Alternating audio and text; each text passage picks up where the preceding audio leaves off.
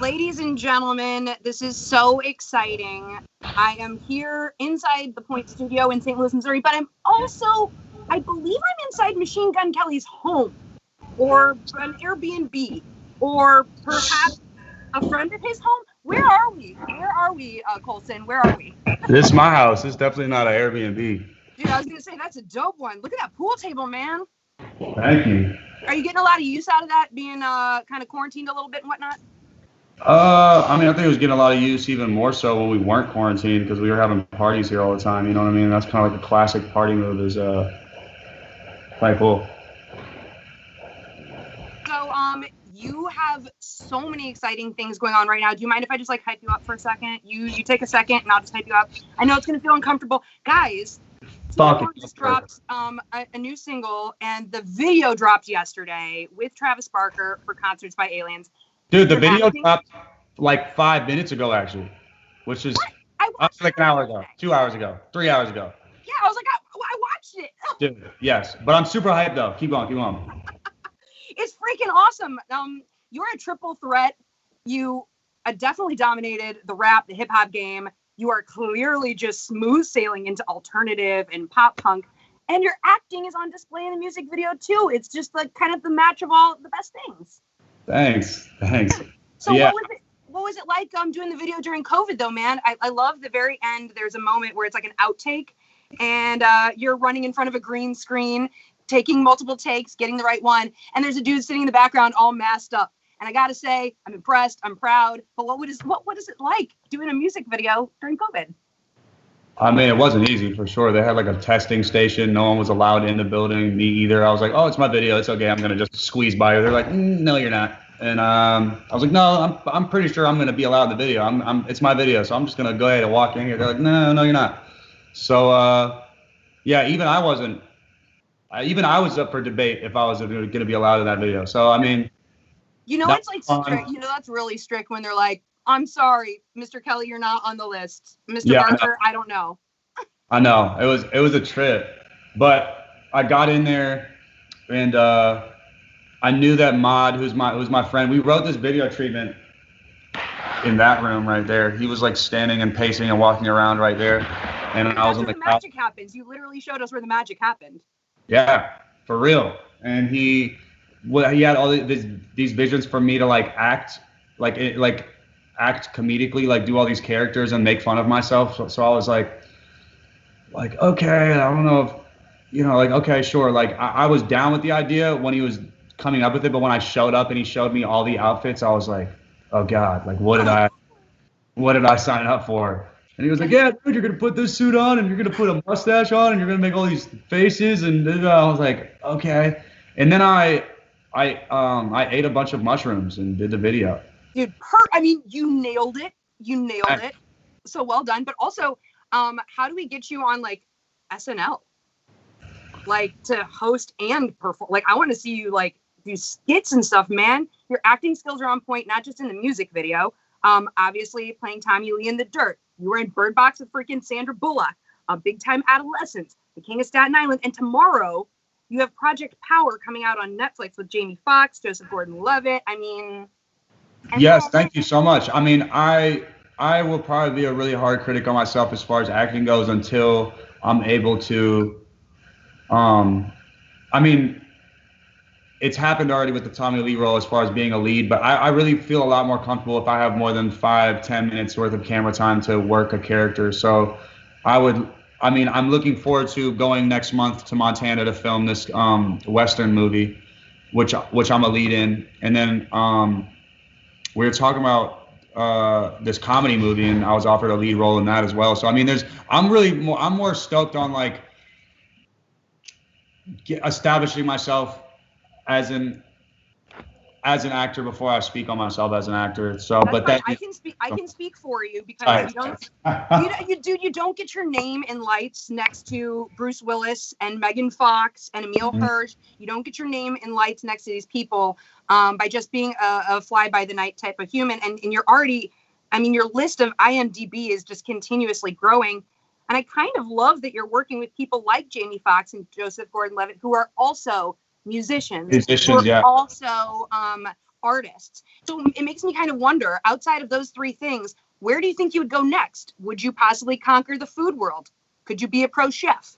Also, I thought about television. Would you want to host red carpets or award ceremonies? Oh, or would you judge like an X Factor show? What would you want to do? No, I would not do X Factor because I don't want people to think that my opinion should determine them being accepted or not. Because I would honestly just go on that show the whole time and just be like, no, just to inspire someone to overcome that no, because that's what happened to me. And I don't think starting out with it's like how I view artists that blow up right away and are doing arena tours or have #1 radio hits right away without any base. It's like there's nowhere to build after that. You know what I mean? And like, it also doesn't feel right without the struggle. It doesn't feel right without the struggle, man. Feel right without the struggle. Yeah. It's not genuine. It's not authentic.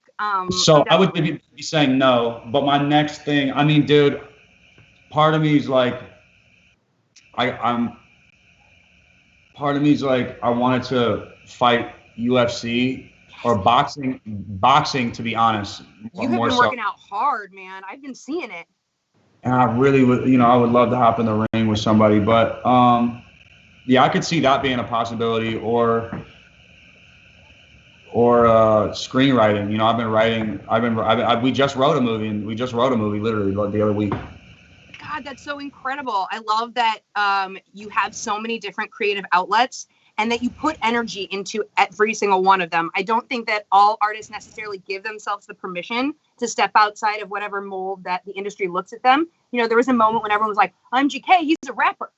He's not going to. I mean, that's what's still happening. And that Concert for Aliens video made a lot of people really uncomfortable based off of the 5 minutes of web searching that I just did. But meaning people are so afraid to be themselves and smile or be goofy that I'm like, yo, when did being miserable and cool become cool? It's so lame. And I was miserable and too cool for a long time, and I was never happy in it. And I'm like, what was I ever thinking? Listening to these idiots who are just like, yeah, dude, be depressed down here with us. And I am absolutely in a fucking weird rut and fucking cave in my own mind from my personal life. So I can't say that depression doesn't run through me no matter how much I smile or anything. It does feel very weird to be in front of cameras because I don't necessarily feel ready to be speaking because my mind every 5 minutes goes to a really gnarly place. So I probably would have liked more time before I did something like, Concert for Aliens or X's Best Friends and all that, because it requires me to come out and smile and be happy during these times that I should be smiling and being happy for, because it's being received better than anything I've ever done for the most part. So sick. But yeah, this personal thing keeps, it's like you try to bury something and it just keeps popping out the ground, it's just like haunting. And well, that just calls back to your authenticity, dude. You're not the type of person, you've never been the type of person in the public eye to not share who you are, even the dark sides and the hard sides. That's come through in your music. It's come through in your raps for sure. I think that is so excessively important, and even more important now in COVID, to talk about the fact that even as hyped as you most genuinely are for the new song, for the new video, for the new movie coming out. I mean, you got Midnight and Switchgrass coming out, in the next year or two, but to still look back and go, you know what? My mind can sometimes feel like a damn prison sometimes. There's no logical explanation for it, but for everybody else out there in the world to see that you have those feelings too, that's hugely important. Thank you so much for speaking on that. Yeah. Well, I got a question for you. You have been growing in fame for a while. Like you said, you weren't an overnight, I just showed up here. You've been working your ass off. Do you remember being normie? Do you remember being a normie back in Cleveland? Is it hard to look back and remember being norm? I was a pretty weird normie though, to be honest, because I was the only white boy in the hood doing I mean, period. If you were on the east side of Cleveland, you really didn't, unless you were over by like Broadway, down by 55th, or like, I mean, over on St. Clair. I mean, there's just like, it just wasn't normal to see a blonde-haired, blue-eyed white kid walking down 116th rapping. It just wasn't happening. So I was already super not normal just based off of that.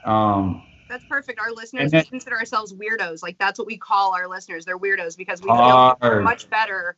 I love that. I was the weirdo who was like, I'm going to blow up and be a big fucking famous rock star one day. You watch. And they were all like, homie, do your math. Like, no, you're not. And like, also like, no, you know? And so because my dreams were too big for that and for like that school and for those people and that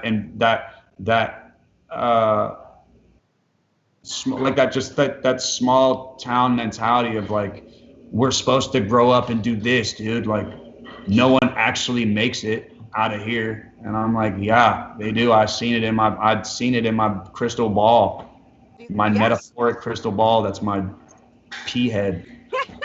Well, I am definitely still a normie. I mean, I've been on the radio station for 13 years, but I'm a normie. And so I look at celebrities like you who have what I would say is like the best Rolodex. I think you are one of the celebrities with the best Rolodex because you have the most awesome friends, collaborators. Yeah. So I'm curious, when you were younger, looking up at celebrities, whose Rolodex would you have wanted? Like, who's the celebrity you're like, damn, he hangs with him, her, they did a video with this person. Like, you're hanging with Kid Cudi, you're hanging with Pete Davidson, you're hanging with Megan Fox, and I said Bruce Willis already. I mean, yeah. Who is that for you? Was there somebody you looked up and you're like, damn, that they've got the posse, they've got the creative navigational. I think the most recent Hollywood clique that I loved was Seth Rogen, James Franco. You know, I love Matt Stone and Trey Parker and Bill Hader over at South Park. Oh, I loved, dude, Bruce Affleck, Ben Affleck, and Matt Damon. Yes. Bruce Affleck, idiot. I'm thinking of Bruce Wayne because he's Batman. You know what I'm saying? Yep. Bruce Affleck, that's hard, dude. Name your kid that, Ben. Hard. If I ever have a kid, I'm going to name it Bruce Affleck. You watch. I'm not going to have a kid, but if I did. Yeah, Bruce Affleck. Last name's not even Affleck. Just give him that last name anyway. That's funny. But yeah, I think that was sweet. But dude, you know what? You know who I partied with that I always enjoy when I see out? Leo, dude. He got the best.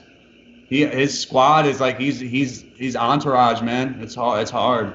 You know what's funny is like entourages and groups and crews like that also tie in to the career path. Like you said with Matt Damon and Ben Affleck. But like also like what you're doing with Pete Davidson, having done Big Time Adolescence and The King of Staten Island. Yeah, and we do like he's in my music videos, like the one with Trippy is about to almost hit 100 million on Spotify, the Candy song, and like Pete, you know, stars in that video. And I mean, dude, and like we got some crazy memories. There's some towns that for sure are like, yeah, but one time when MGK and Pete Davidson were here, yikes. I can only imagine that to be the absolute best. Oh man, I'm so excited for everything that you have coming up, but I'm also a fan of all the other stuff you've been doing. We didn't get to chat about it just yet, so if you have another minute, I'm curious about shooting a film while in quarantine on location. I recently heard the podcast episode of Randall and Lala. I heard you and Megan talking with my favorite astrologer. Susan Miller is like an absolute goddamn genius. Yeah, she's next level. She is so next level. And I'm also super nerdy into natal charts and astrology and stuff. So I absolutely loved that. But it must have been really fun for you guys to kind of be sort of on your own little island as far as it were because of COVID. But what was it like to shoot on location and whatnot? Well, I shot down there. I shot down there when me and Megan just met. was like before the or Right. before COVID, right? Or yeah, like before that, and that was also before we had started our relationship, and so it was obviously much cooler when we went back down there and we were together. Yeah, like, hell yeah. Like, hey, I'm a single woman in quarantine right now, and I got to tell you, it's freaking rough. I've got a mannequin back there. Right there, look at that guy. He's hot stuff. Dude, Carl, he wanted to wear his best bikini for you. He's a little too nervous to make any comments. Stars and stripes. I see you back there, buddy. But I can only imagine it was so much better going back down there with her. Are you curious now into astrology? Are you into it a little bit after she got into it? Or? Yeah, it's really hard not to be when so many of the things she already predicted. Like, she got me really into the cosmos and the universe, and I can't do anything but give my energy to it when it just shows me so many signs. You know, it's like, it's funny, they teach you, like, it's almost like you really think you have to like look at this or look to this for answers, when everything around us already speaks to us so much. You know, like when you have these gut feelings, go with it, because that is the earth and the universe, and you know, things like knocking at you. Like, they can't use words, right? It's not like a tree can sit there and be like, okay, this is how I feel about this decision you're about to make. Yeah. Right? But your gut starts to move certain ways when you're doing things wrong. That's not like for no reason. That's because there are things like pushing at you and being like, yo, don't you feel that? You feel that pit in your stomach? Yes, that's me telling you don't do this. Like, or like you feel that skip in your heart, like, trust that. That's where your heart belongs, you know, like that. Like, those are things. It's almost as if that magic 8 ball that you called your pea head earlier Is a magic 8 ball. Yeah, it's a magic 8 ball, but also that was like you listening to your intuition before you had known about the astrology and science and art behind it. Isn't that kind of incredible? Like, you have been giving in that energy to the universe, and that's how you have all these incredible projects and whatnot. Yeah, well, you were like manifesting once you open yourself to it, it's crazy what it brings you. It's like, yo, we were just waiting for you to like snap out of it the whole time. Like, here you go. Here's Bloody Valentine. Here's tickets to my downfall. Like, yo, take it. Like, literally. Even same with Hotel Diablo, because I needed that to get me to this. And when I listened to Hotel Diablo, I'm like, this is one of the most solid pieces of hip hop work I've ever heard from any album, period. And definitely of mine. That's by far my best, like, lyricism, production, storytelling, song sequence. Like, that was so solid. And then it led me to Take Us to My Downfall, which I don't even remember writing, because it wasn't even me. It was like the universe just being, here's a smash, bro, and then go out and experience this. And when you come in tomorrow, even if you slept for 20 minutes total, like, I'm going to give you another one. Foop, there you go. And then go out and do it again. Go see something else, and then watch. Go in the next day, and then I'm going the next day, and boop, there you go again. It was crazy. It was like I don't even remember this moving. I just remember just knowing, like, I had something. Words down and being like, all right, I'll just press record real quick. Let's just do this. Oh, that's so amazing. And also, I think it's important when we talk about that to remind people that, like, you're a hard ass worker, dude. Like, thank you. You're putting your energy into the right places because you're following your intuition. But when you get there, you're putting in the work, and that's gonna make all of the difference. 1 second, they're about to delay the album if I don't answer this one question. Nick, tell me, what did they get the master fixed? Okay.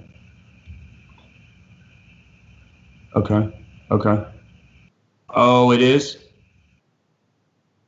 Say that one more time. Like, yes? I'm in the middle of an interview, so I was answering the call because okay, but just, you can just approve it. I trust it. Okay, bro, let's go. That was the gut feeling. Yeah. Gut feeling, dude. I trust it. Let's go with it. Press green light. That was like one of the coolest moments, because people never get to see the behind the scenes and how that kind of stuff gets done. And it's literally you feeling like, this is it. I got it. I trust it. Let's do it. Yeah. He was like, verbatim, he was like, I said, what I just say? I was like, how are we doing something? He was like, the baby is crowning, the head is coming out, like it's all good, like we're good to go. Dude, I'm so excited. The official release date is September 25th, correct? Yeah, but I was playing around with that a little bit because. Hey man, we would gladly take it early. I mean, I speak for everybody when I. Oh, I was playing around with it, meaning like I wasn't responding to something, and they were like, this will delay the album back into October if you don't do this. So yeah, but it's all. I need it September 25th. I need it in my ear holes. Dude, you're amazing. The last time you were here in St. Louis, you played at the music record shop. Oh yeah. In studio with us. And you played guitar. You're just multi-talented. I can't wait to see what you do next. If you decide to do like woodworking and whittling, I'm into it. If you want to be a pro e-gamer and like take on Halo, I'm into it. Like honestly, I'll buy in because you're a genuine human. You're putting your intuition in the right place. You're working your ass off. I am so excited for you, man. Thanks, Lux. I appreciate you. Hey, thanks for taking the time. Everybody, get in the pre-order on tickets to my downfall. Make sure you go watch the video. Just stream it all weekend. You know what I mean? Start on a Thursday. Just watch it on repeat. Put it on Spotify on repeat. You're going to get the Travis Barker. You're going to get all the different characters. And, of course, wait till the very end of the video for the special behind-the-scenes moment. It's really cute.